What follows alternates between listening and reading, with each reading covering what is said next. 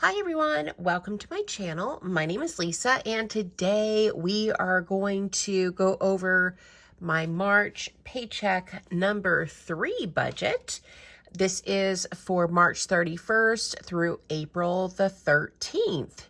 So very exciting to have a 3 paycheck month in the month of March.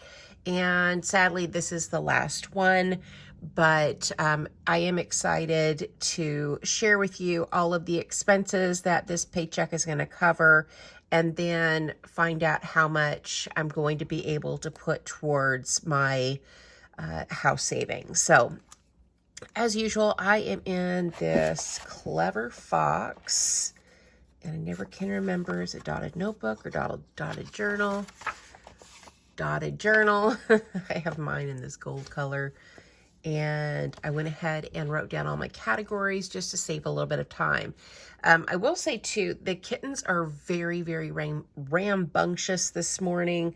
My watch is not working, but it is about 3:45 a.m. on Monday.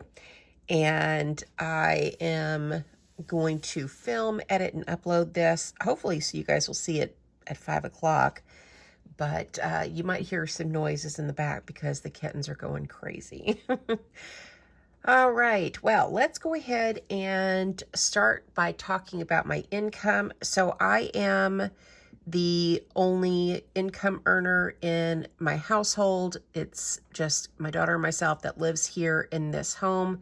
And I bring home $1,500 every 2 weeks.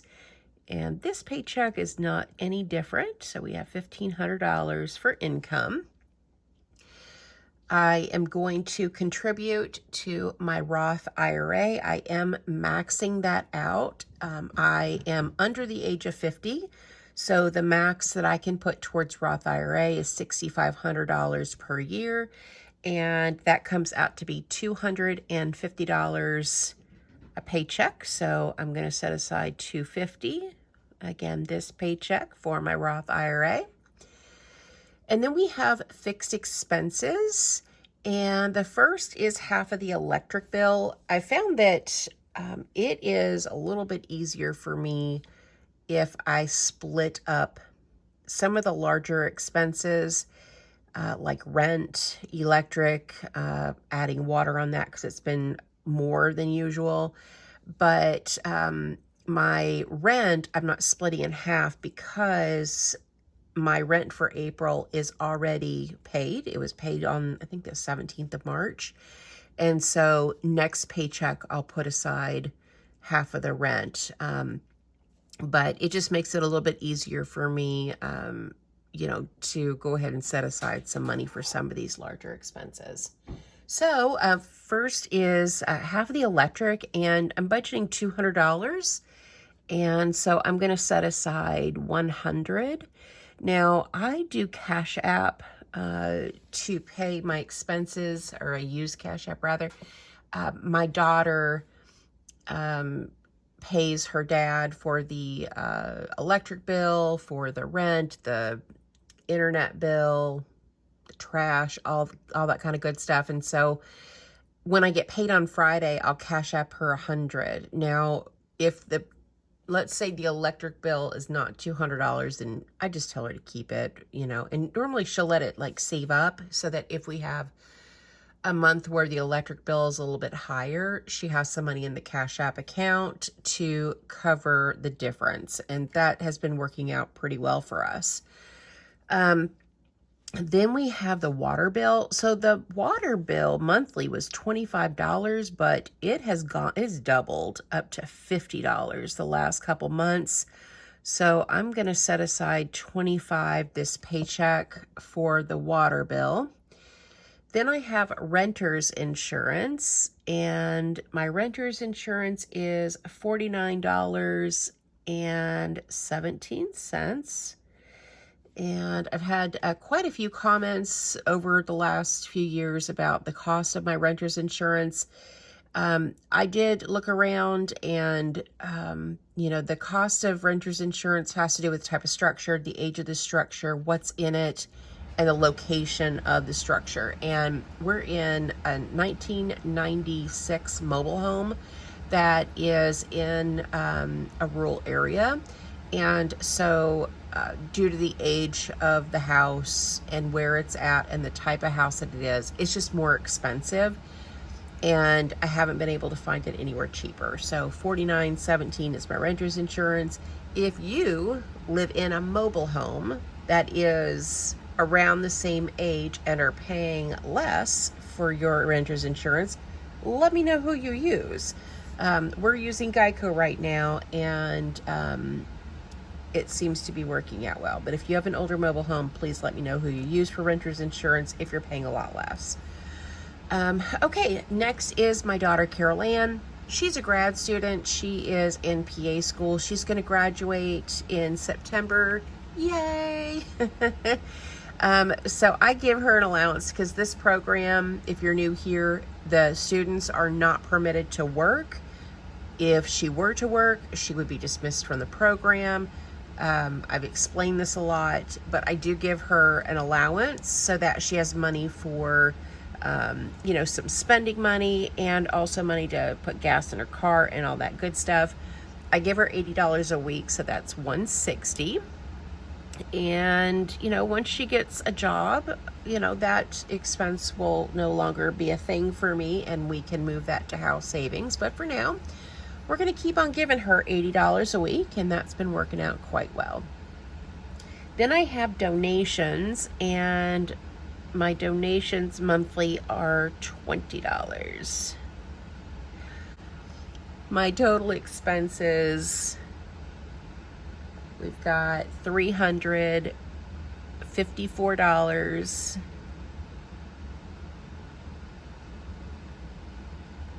and 17 cents.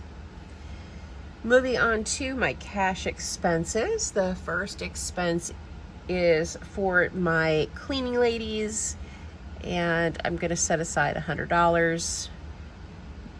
So when I'm paid on a Friday, that next Wednesday they come and clean my house. That is really a treat, and I really enjoy having them. Then we have food. So this category is kind of a catch-all. So I use this category really for anything that you could buy at Walmart.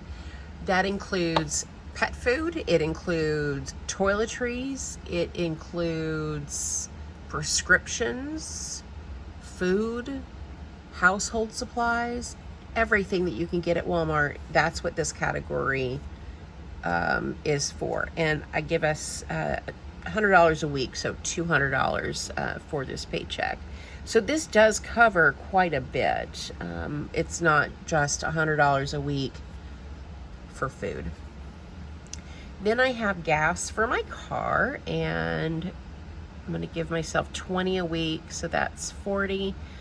I probably won't use all of that, but whatever is left over, I will use for house savings. I have a 2014 Kia Soul. It is paid for. I paid cash for it a few years ago, and it's pretty good on gas. And so $20 a week is more than enough for me to get around and get to the places I need to get to. Last cash expense is the lawn care, and I'm going to budget $0 because the guy still hasn't come to do any yard work. Out here, there's really not a lot for him to do right now. I mean, there's probably some cleanup, like picking up of like limbs and, things that have fallen from the trees and maybe some leaves, but probably won't see him for another, couple weeks when it's time to mow the grass for the first time. So the total cash expenses is $340.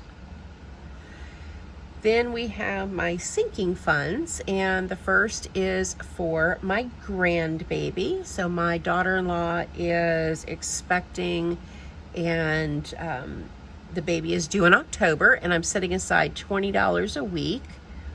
So that's going to be $40. So the money in this envelope is going to cover the cost to throw a baby shower. So all the food, decorations, and all that good stuff. And then also for a gift. And so $20 a week is kind of just what I've decided to put towards this expense, and that would give me a total of about $700 by the time the baby gets here in October. So not only will I be able to throw her a shower and get her a shower gift, but also when the baby comes, I'll be able to get them a little something at that time as well. Okay, next is fur babies. We have 5 cats and a dog. Yes, 5 cats. And this is for any vet visits that they might have. $20 a week, so that's $40. Now, I have Tink, who is my kitty, and Chewy, who is my puppy. I've had them for years. Carol Ann has the 2 kittens that were rescued from outside that were dumped. So that's, let's see, that is Marble and Squeakers. And then her cat that passed away, Miss Cuddles, she had a litter of kittens, and we have Oreo and Simba from that litter, so that's 4. Now, Oreo is kind of my cat now. And so we each have 3 animals. We've kind of split it down the middle, which is, is working out well. I cover the majority of the expenses for all of the animals. She does have a sinking fund, my daughter does, for her fur babies, and she does cover a lot of their expenses and contributes to buying food and stuff like that. But $20 a week is has been enough for now. Might need to increase that later, but knock on wood, Chewy's been healthy. He had a checkup at the vet. His issues, pancreatitis, my alarm went off and quit recording, but Chewy has, you know, no issues right now. No gland issues, no pancreatitis. He's on the mend, and so as of right now, knock on wood, he doesn't need any surgery. He is tapering down on prednisone and is doing really well. So I'm going to continue to do $20 a week, and if he needs surgery later on or something happens, we'll get there when we get there.